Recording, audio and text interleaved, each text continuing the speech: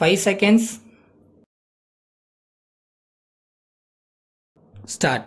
மாண்புமிகு தலைவர் அவர்களே, கல்வி வளர்ச்சி பற்றிய கொள்கை விளக்க குறிப்பின் மீது நடைபெறும் விவாதத்தில் பங்கு கொள்வதற்கு எனக்கு தாங்கள் வாய்ப்பு கொடுத்ததற்கு முதலில் என்னுடைய நன்றியை தெரிவித்துக் கொள்கிறேன். இந்த வாய்ப்பை பயன்படுத்தி கொண்டு கல்வி வளர்ச்சியில் முக்கியமான ஒரு பணியை ஆற்றி வரும் ஆசிரியர்களுக்கு இன்றைய தினம் இருக்கும் சில குறைகளை எடுத்துச் சொல்வது பொருத்தமாக இருக்கும் என்று கருதுகிறேன்.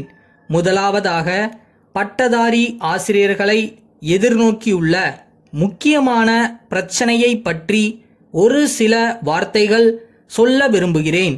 அவர்களில் பலர் பல ஆண்டுகளாகவே தற்காலிகமாக பணியாற்றி வருகிறார்கள். பல முறை கோரிக்கைகள் விடுத்தும் அவர்களுடைய பணி இன்னும் வரன்முறைப்படுத்தப்படவில்லை. என்றாவது ஒரு நாள் பணியில் நிரந்தரமாக்கப்படலாம் என்ற நம்பிக்கையில் அவர்கள் இவ்வளவு ஆண்டுகளாக இருந்து வந்திருக்கிறார்கள். அந்த எதிர்பார்ப்பில் அவர்கள் திருமணமும் செய்து கொண்டு குடும்பஸ்தர்களாக ஆகிவிட்டார்கள். கணவன் மனைவி இருவருமே தற்காலிக ஆசிரியர்களாக இருக்கும் பல குடும்பங்களை நானே அறிவேன். தங்கள் எதிர்காலத்தை பற்றி நிச்சயமற்ற ஒரு சூழ்நிலையில் இத்தனை ஆண்டுகளாக வாழ்ந்து வந்த அவர்கள் தற்போது ஒரு விரக்தி மனப்பான்மையை பெற்றுள்ளார்கள். அவர்களை இதே நிலையில் வைத்திருக்காமல் அரசு அவர்கள் பிரச்சனையில் உடனடியாக தலையிட்டு அவர்கள் வாழ்வை மலரச் செய்ய வேண்டுமென்று கேட்டுக்கொள்கிறேன். அடுத்ததாக, தனியார் பள்ளிகளில் பணிபுரியும் ஆசிரியர்களுக்கு இருக்கக்கூடிய பிரச்சனைகளை பற்றி ஒரு சில வார்த்தைகள் சொல்ல விரும்புகிறேன். தனியார் பள்ளி நிர்வாகங்களை கட்டுப்படுத்துவதற்கான சட்டம் கொண்டு வரப்பட்டு பல ஆண்டுகள் ஆகிவிட்டன. இருப்பினும் அந்த பள்ளிகளில் பணிபுரியும் ஆசிரியர்களின் பிரச்சனைகள் இன்னும் முழுமையாக தீரவில்லை. தனியார் பள்ளி நிர்வாகத்தினர்களில் சிலர் அந்த நிர்வாகத்தில் பணிபுரியும் ஆசிரியர்கள் மீது நியாயமற்ற முறையில் நடவடிக்கை எடுப்பதானது இன்னும் தொடர்ந்து கொண்டிருக்கிறது. அத்தகைய நடவடிக்கைகளை எதிர்த்து சில நேரங்களில் ஆசிரியர்கள் நீதிமன்றத்திற்கு செல்ல வேண்டி இருக்கிறது. அதனால் அவர்கள் மிகுந்த பணச்செலவும் மனத்துயரும் அடைய வேண்டி இருக்கிறது.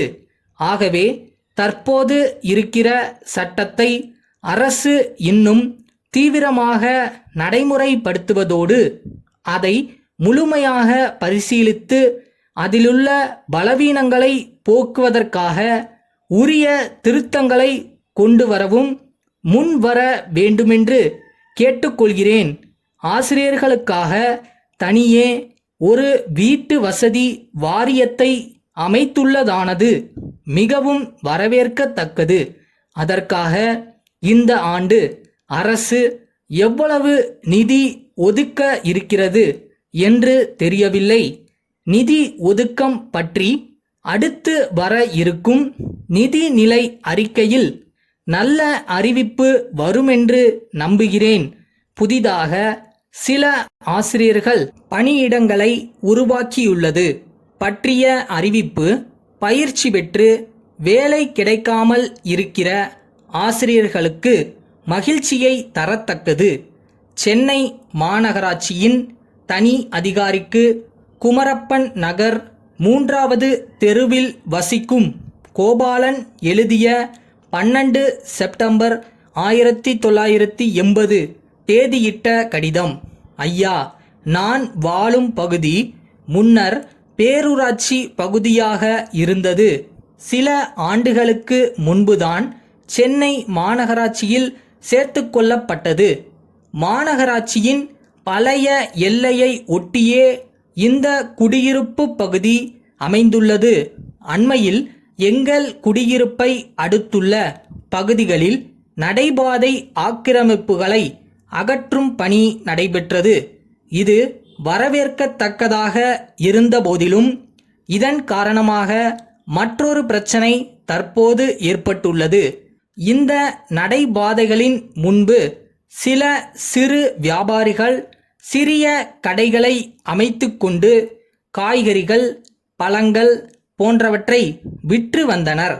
அவர்களுடைய கடைகள் அகற்றப்பட்ட பின்னர் அவர்கள் எங்கள் பகுதிக்கு வந்து தெரு ஓரங்களில் வியாபாரம் செய்ய ஆரம்பித்துள்ளார்கள்.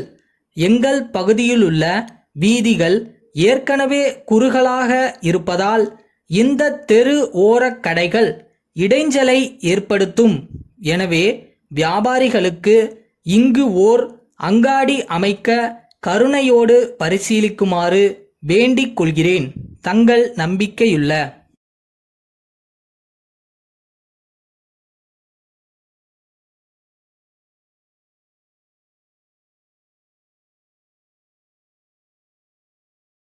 நீங்கள் எடுக்கிற முயற்சிகள் தவறலாம், ஆனால் உங்களோட விடாமுயற்சி என்னைக்கு தவறக்கூடாது. ஸோ ஆரம்பிக்கலாமா?